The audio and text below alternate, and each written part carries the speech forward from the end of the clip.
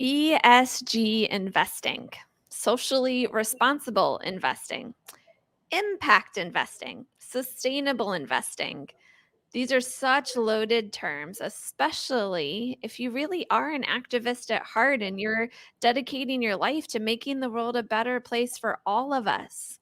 Today, let's take a historical, activist approach to using our money to make a positive difference. Hi, I'm Amanda, and welcome to the Wealth Wisdom Financial Podcast, episode 109, ESG Investing, Saving, Spending, and Owing.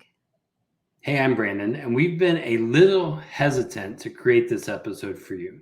There could be lots of different opinion and views on what is ESG investing and how to best do it.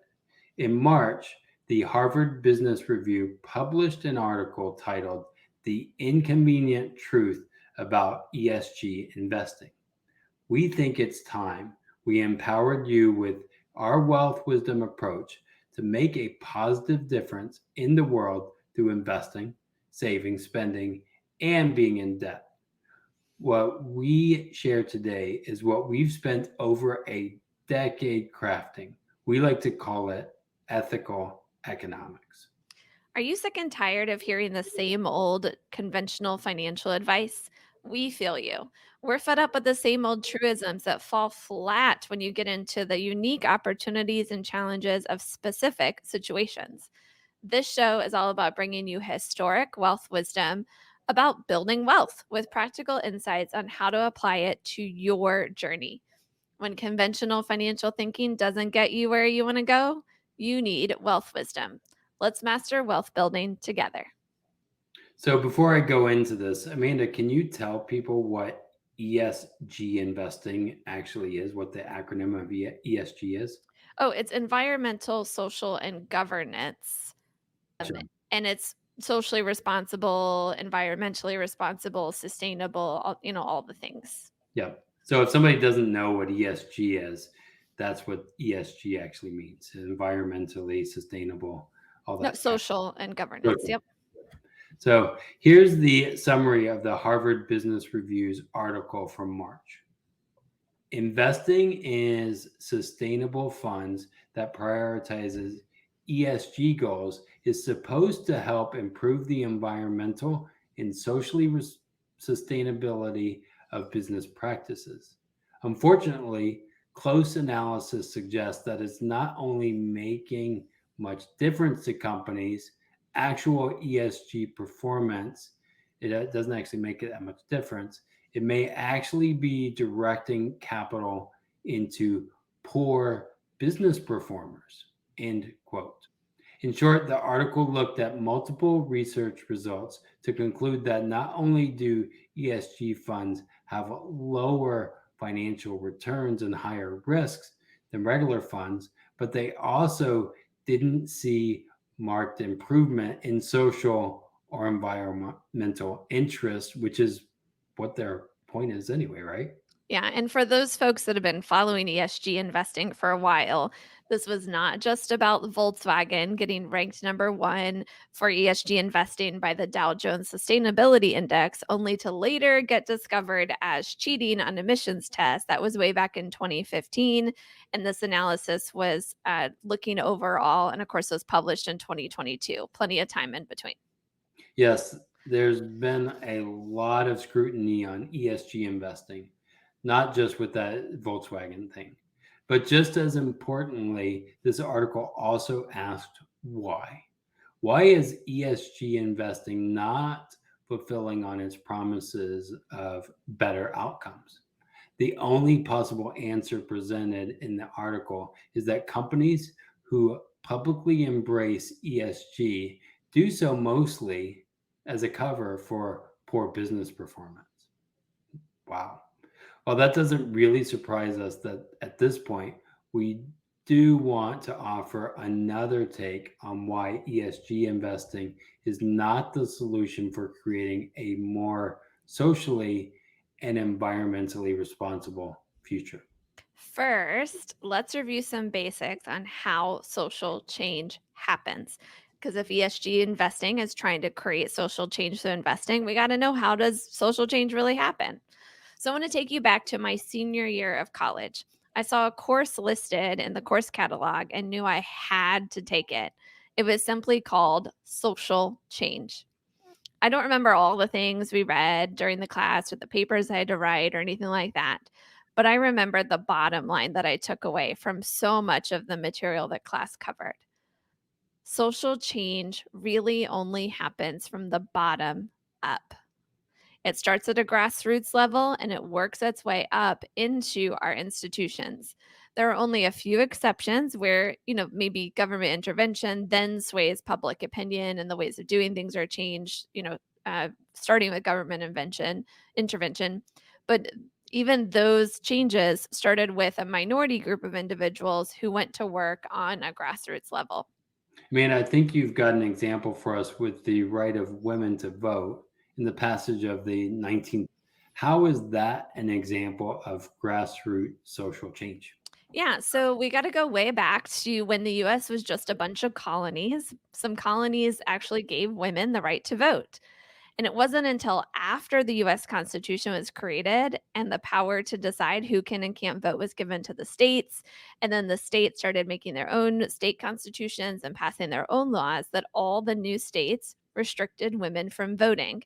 New Jersey was the last state to remove voting rights for women in 1807. What is that? 1776 to 1807, 30 years Mhm. after the Constitution was created, or something like that. 100 years later, though, after a delay of the Civil War, there was still only a few Western states that some women worked in and got women's suffrage included in their state constitution or in the legislation passed after the state became a state. So, how did the movement go from only 300 women and men in attendance at the 1848 Seneca Falls Convention in New York to 5,000 participants and 500,000 in the crowd and national media attention at the 1913 parade in Washington, D.C., the day before Woodrow Wilson's inauguration? That's a lot of people, even nowadays. 500,000 people in 1913. That's a lot of travel time. Yeah. Well, between 1948 and 1913, or 1848 and 1913, these women and men organized women's clubs and organizations in cities and states across the country, from Susan B. Anthony to Sojourner Truth to Ida B. Wells to countless women and men whose names aren't well known. It became clear that they needed to address apathy among women in general, and that would only happen on a grassroots level, but that they had to get more people involved, more of them on their side, so that they could get a universal right to vote for women, as well as other rights like to even be an attorney. Ultimately, more likely than not, Woodrow Wilson ended up helping push through the 19th Amendment by making an appeal on the Senate floor, which is an unprecedented action at that time, Mhm. so that he wouldn't face, or he wouldn't lose face to keep his political favor. He even called a special session of Congress to finally get the 19th Amendment approved. None of this pressure would have been there if it weren't for these individuals working in communities across the nation, swaying public opinion and putting pressure on politicians to do the right thing. Notably, nowhere in this story that I could find were the major capitalists of the time. For example, even though many of these community groups used Carnegie Hall to meet in and organize from, Andrew Carnegie himself, the richest individual in 1919, did not publicly say his support in favor or against with the women's right to vote. But we Mhm. do know his wife, Louise, did not support the women's rights movement. We could take this example and apply it to so many social change movements today. As much as it's easy to think that the powers that be control our lives, we have so much more power at the grassroots level than we realize sometimes. So be sure you've listened to our last episode about how to claim more power over your financial future. Today, we want to share with you a movement that's already happening and how participating in it might just be your way to make the world a better place with your money. Brandon, where should we go next? We talked about how social change works. What's next? Yeah, let's review some of the ways many activists try to put their dollars towards worthy causes or Yeah, causes they feel that are worthy. Yeah. So we actually came up with 5 major ways most people try to direct their money toward positive change. Brandon, why don't you do number 1? Yeah, donating, of course, giving funds to those causes that they feel worthy, and doing great work. Amazing, right? That's a great way to do it. There's something to be said for making as much money as you can so that you can be as generous as you can. But the question is, do the ends justify the means? Which is why a lot of people turn toward number 2, boycotting, not buying from companies that are causing more harm than good.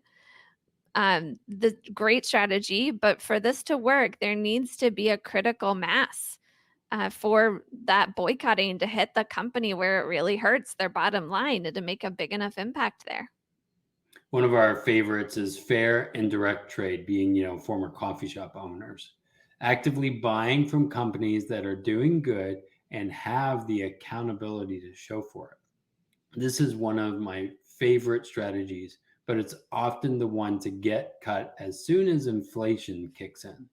Fair and direct trade products are often more expensive, and when things get tight, it can be hard to continue to support those efforts. Number 4 is to shop local. Support small local companies who often do the most good in our communities. Here, you have to be careful how you define local. Your closest big box store is not local. The owners need to live locally. It's not just the physical location close by. It's also kind starting to get more and more impractical because it's harder and harder for small local companies to compete with the big businesses. This is a very nuanced idea of big versus small business that's being even more complicated by supply chain issues and mergers and acquisitions taken off and so on and so forth. So, in short, keep shopping small when you can and do your best here, but this might have limited effectiveness in the future. And in the spirit of that whole idea of reduce, reuse, recycle, even buying from secondhand stores can be a very great way to make a social and environmental impact with your purchases. I mean, as poor entrepreneurs, we use this strategy as a great way to make a positive difference when we had few funds to put towards good causes and brands because we didn't have that much money. Yeah. So there you go. 5 ways to direct your money toward positive social change: donating, boycotting, buying fair and direct trade, shopping local, and buying secondhand. The problem is that all of these efforts are about the money that leaves your hands. What about the money you want to keep saving and investing for your future? That might even be more, right? Right. Bigger. Hopefully. Yeah. For many, that's where local credit unions are favored over big banks and savings accounts. This ties into the shop local strategy discussed earlier. Local credit unions are often more tied to their neighborhood and participating in community based efforts than those larger national banks. And then ultimately, ESG investing is what's trying to solve how do you direct your investments toward positive social change through the stock market. Now, back when I got my very first company match, I think it was 2007 or so, on my retirement account with the nonprofit I was working for. I remember getting to pick where those funds went.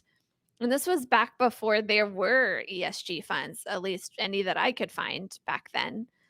My only strategy was to look at the companies included in the different options I was given, and then to knock out any of the funds if I saw a company that I thought was doing more harm than good in the world. And I had a list of companies that if these funds invested in those companies, I wouldn't pick those funds. And finally found one that didn't have any of those companies listed. It was difficult.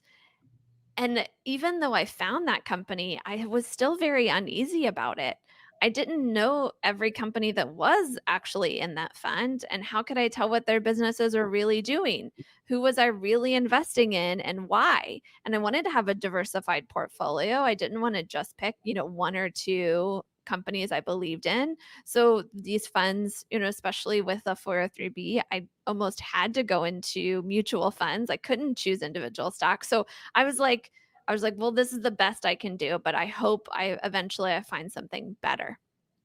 Now, fast forward to the past couple years, I actually found an author who put my feelings and thoughts into words, and I was like, "This is what I've been feeling," but I couldn't articulate.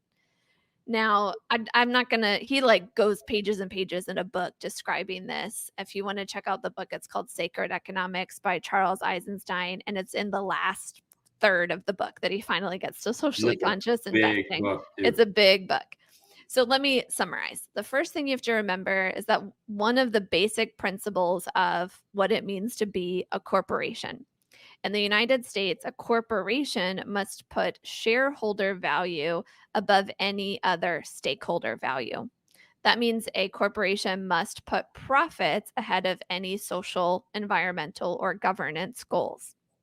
Any company who takes on investors or issues stock has a focus on quarterly earnings profits and stock values. They can't put the same focus on any other goals. They can't have two masters. They will always put one ahead of the other. So practically what you're saying is that if a company does organize for a social mission, but then does an IPO and becomes a publicly traded company, that's what a lot of people want to actually do, right? They think so anyway. They're putting that social mission under a mission to do well for the shareholders first. Often the primacy of shareholder value means their social mission suffers.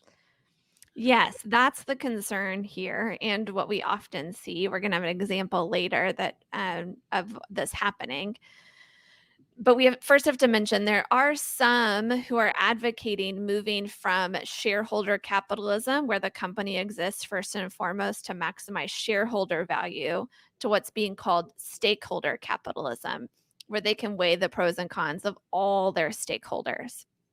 And actually, in August of 2019, 181 CEOs signed a statement redefining the purpose of a corporation to benefit all stakeholders, not just shareholders. We invite you to read that statement, but then also read an analysis conducted by a research group that they published in April 2022. So, a 2.5 years later or so from after the statement was signed.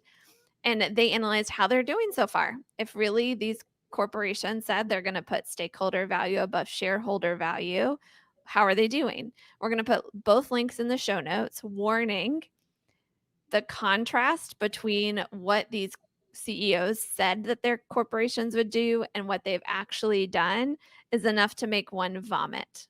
And in short, like the Harvard Business Review summary of ESG investing, what they found is that much of this talk about stakeholder capitalism is just that, talk. If anything, so far, it just looks like a marketing stunt, Yeah, and I would say that they actually had a chance to prove it because we did have a little pandemic in the middle. right? Amanda, can we finally move to our wealth wisdom approach because this is getting a little depressing? That we call ethical economics because that's the power of what I believe in and why we even started our business previous is all about ethical economics. Yeah, I've got one more foundational piece of knowledge before we move there, if I may. This one's going to blow your mind, though. You know Adam Smith, the so called father of capitalism? Yeah, You I heard of mean him? Yeah, I've heard of him. I've Yeah. never met him, in person or Yeah, anything, but he wrote a really big book I had to read in college called Wealth of Nations, OMG. If you think, some of the books, that I have you read are big, this one's even bigger. yeah. And I But wouldn't have met him in person because he's long since gone, if right, people he's from can. the 1700s. Yeah. Did you know that he was against publicly traded companies?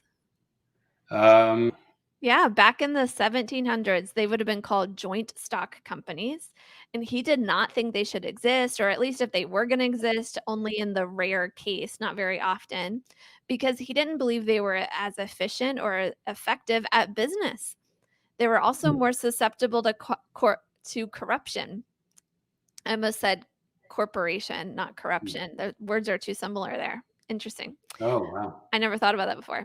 But the big idea here is that as company leaders, they would not be as good of managers over other people's money as they would over their own money. Like when the company is a partnership or a private entity and there's more liability on the managers, they often take it more seriously, do a better job. Yeah, if you want to dig into how a company organized for social good and ultimately doing a lot of good, but then getting transformed by their decision to be publicly traded, just to look into the story of Whole Foods. I'll leave it right there, but find out who owns them too, and you might see some interesting things. Yeah, and you gotta look at how they were before, how they were after, what led to that change, all the things. Um, and Yet, even though we have this father of capitalism being against publicly traded companies, this whole system of publicly traded companies has evolved, and most Americans today see it as the only option for how they might build wealth for their own use and for future generations. The stock market is the only place that they think of for where they can actually put money. Hence, they look toward ESG investing if they want to put that money toward doing more good than harm. Hmm. You're right. Now, I think at least we're ready to move towards a strategy that takes a different approach to building an economy that works for all people, not just the 1%. I think everyone would agree that we're very unlikely to unravel the entire economic system. And I don't think we want to, right? It'd be a pretty dark day for too many if there was a sudden move away from that publicly traded company's idea. After all, unlike in Adam Smith's time, we now have corporations who are considered too big to fail, right? It might be even harder than passing the 19th Amendment at this point. But imagine with us for a minute here. What would it look like? And Brandon and I are gonna channel our inner John and Yoko. Oh, well, more Amanda will. So Okay, go I will. for it, Okay, Amanda. here we go. Imagine there's stability. It's easy if you try. A foundation below us for when it's all gone awry. Imagine all the people stable and secure. Ah, ah. Oh, that was really good, John. Yeah, I think this is powerful. That just thinking about that and hearing those words, like that's what people want, right? But in all seriousness, imagine a world, or at least a nation, where 70 to 80% of our money is stable with very little risk, and less than 10% is being put into riskier endeavors, more akin to gambling. Like, imagine if it was switched a little bit. That would be amazing.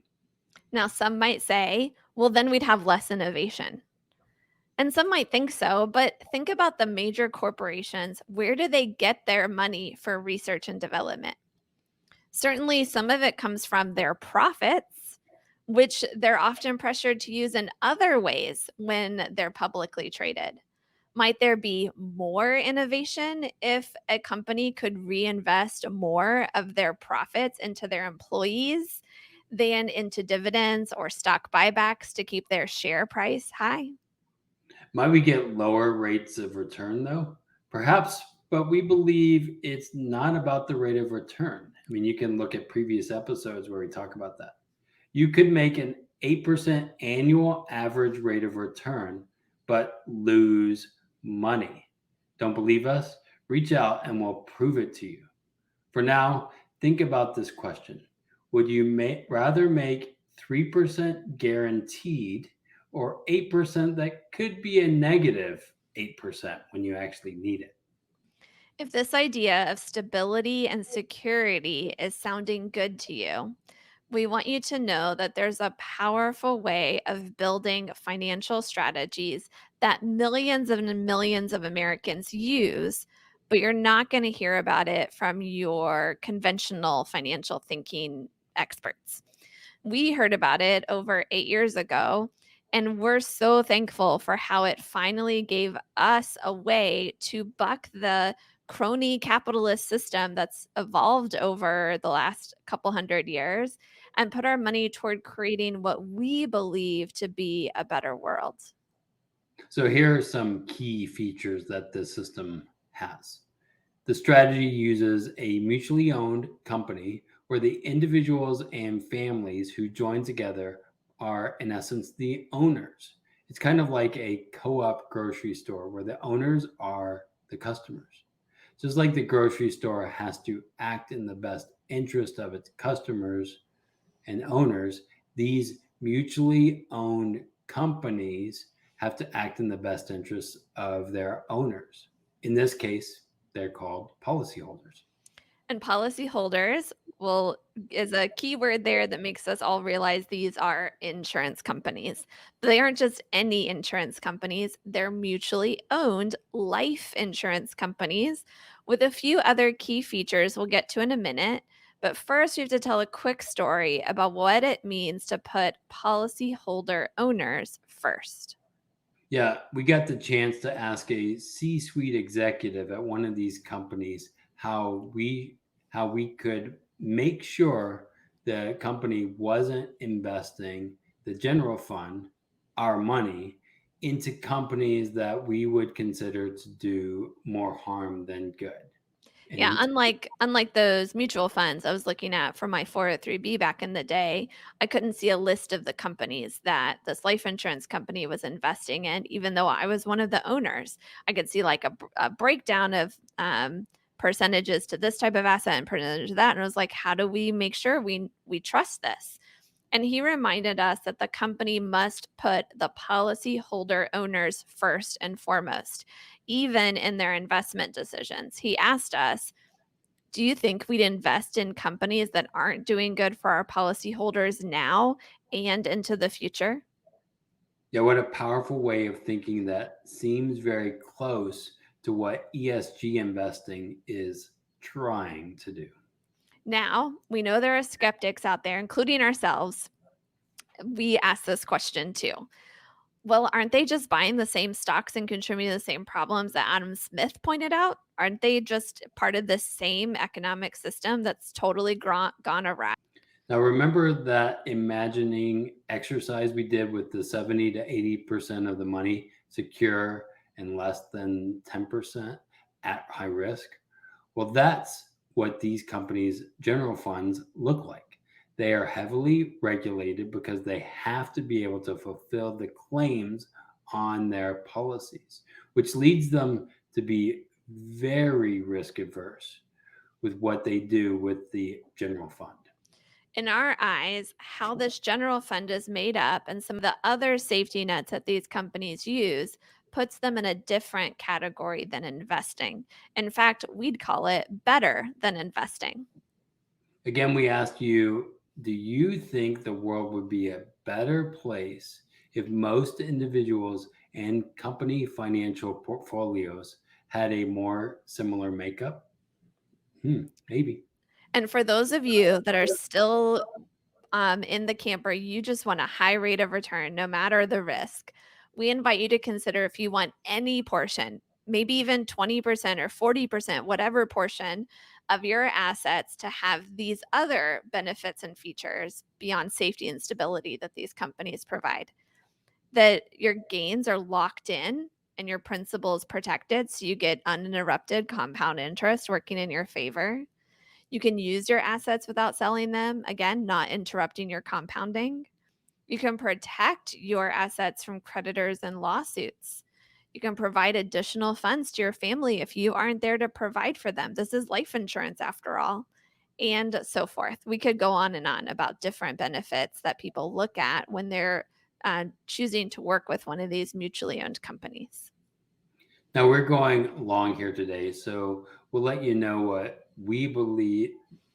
Uh, we're going long here today, so we'll let you know that we believe a major reason this strategy isn't more widely known is that it does take some time and the right ally to help you make it happen. You can't just go buy this off a website in the next 15 minutes. So if you're willing to put forth some time and effort to see if it's right for you, we're ready to be as unbiased allies as possible. So go and schedule a call with us at grandmaswealthwisdom.com/call. In 15 minutes or less, we'll hear a little bit about your goals and your questions and be able to tell you if this is something to look into more now. If not, we'll do our best to point you in the right direction, even if that means sending you somewhere we might not go ourselves. For now, it's time to wrap up. Thank you so much for listening this far. If you've listened this far, we can tell you're at least curious.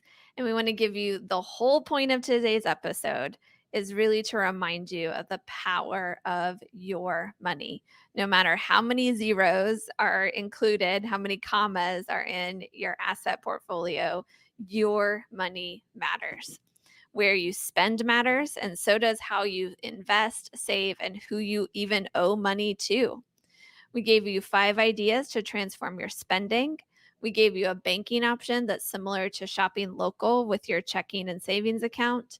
Then we shared an alternative to ESG investing that we believe in because it puts our money less at risk, keeps individual Americans and their families in the priority stakeholder position, and has a bunch of other benefits. It's not some conspiracy theory or newfangled thing. It's actually a financial tool used since before America was a nation, when we were colonies. Had existed, and millions and millions of Americans use it now, kind of like women's rights to vote. So if we've sparked your curiosity, remember you want to find an ally who will be as unbiased as possible and show you your options. We'd consider it an honor and a privilege to come alongside with you and help you learn more and make an empowered decision. So again, go to grandmaswealthwisdom.com/call and we'll just wait right here while you go ahead and schedule that. Maybe we'll start singing Imagine again. Put that earbud bug into your ear. Okay, pause. Go schedule that call. grandmaswealthwisdom.com/call. Okay, welcome back. Now hit that subscribe button so you're sure to get our next episode. Today, we did not get into very deeply the 4-letter word that creates a lot of harm in the world, debt, DEBT, debt. We feel like it deserves its very own episode, so join us next time for a deep dive into the underworld of lending. No kneecaps will be busted if you don't pay up. Oh, this will be a fun one, Amanda. Until next time, keep building your wealth simply and sustainably so you can break through to a smart, stable financial future. And we hope you live long and profit. The topics presented in this podcast are for general information only and not for the purpose of providing legal, accounting, or investment advice. On such matters, please consult a professional who knows your specific situation.